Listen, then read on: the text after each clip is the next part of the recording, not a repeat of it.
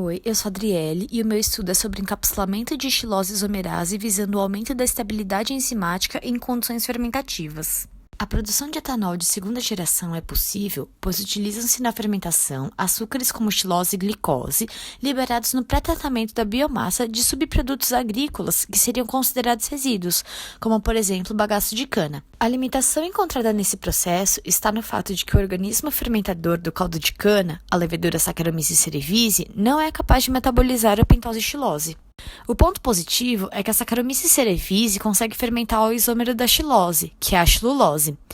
O processo torna-se então viável com uma isomerização ex vivo catalisada pela enzima xilose isomerase, seguida da fermentação pela Saccharomyces, em um processo de isomerização e fermentação simultâneas, que é a CIF. Uma barreira encontrada nesse processo simultâneo é o fato da levedura e da enzima terem diferentes condições ótimas de funcionamento. Portanto, surge a importância de estudar a xilose isomerase para assegurar uma boa eficiência nas condições de processo. A aplicação de técnicas de imobilização podem agregar vantagens e viabilizar o uso desse catalisador em escala industrial. Portanto, o objetivo desse presente trabalho é avaliar o encapsulamento da xilose isomerase em gel de arginato de cálcio, numa tentativa de aumentar a estabilidade dessa enzima em condições fermentativas e em presença de etanol, e por fim, comparar os dados dessa enzima imobilizada com a enzima livre.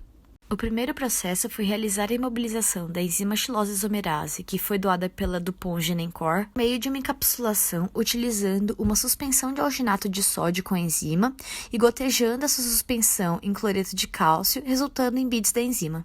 Em seguida, foi feito um ensaio de estabilidade com a enzima imobilizada, em que ela foi incubada a 35 graus Celsius por 120 horas, em condições de CIF, a pH 5,2 e presença e ausência de etanol 70 gramas por litro.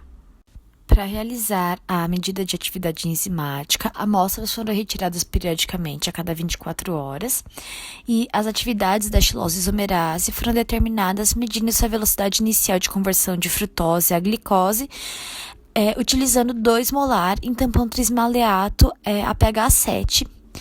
E a concentração da glicose formada foi determinada colorimetricamente, utilizando o kit enzimático comercial contendo glicose oxidase e peroxidase, conhecido também como GODPAP.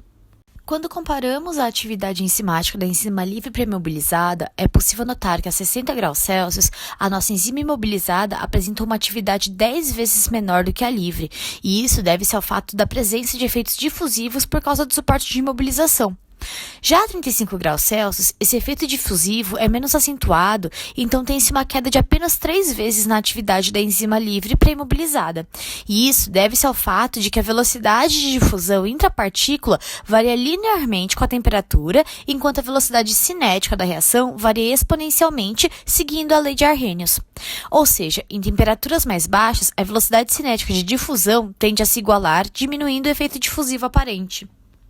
Sobre a estabilidade da enzima incubada, foi possível notar que a pH 5,2, a enzima livre, ela demonstrou uma boa estabilidade, mantendo cerca de 80% da sua atividade residual após 120 horas incubada sem etanol. Porém, em presença de etanol, essa enzima livre apresentou uma queda de 40% na sua atividade. Enquanto, quando imobilizada, a enzima ela não demonstrou queda de atividade enzimática sem etanol e em presença de etanol, houve uma queda de apenas 20% na atividade enzimática, e isso em presença de etanol 70 gramas por litro. E é possível observar ainda que a curva de enzima livre sem etanol e a curva de enzima imobilizada com etanol coincidem. E esse comportamento pode ser explicado pelo efeito protetor do alginato de cálcio para a enzima imobilizada, de forma que essa imobilização cria um microambiente mais favorável para a enzima dentro do suporte. Comparando a atividade enzimática da nossa enzima livre com a nossa enzima imobilizada, foi possível ver que essa imobilização em gel de arginato de cálcio demonstrou a capacidade de estabilização da enzima em condições de processo CIF, ou seja, nós temos o efeito protetor proporcionado pela técnica de imobilização.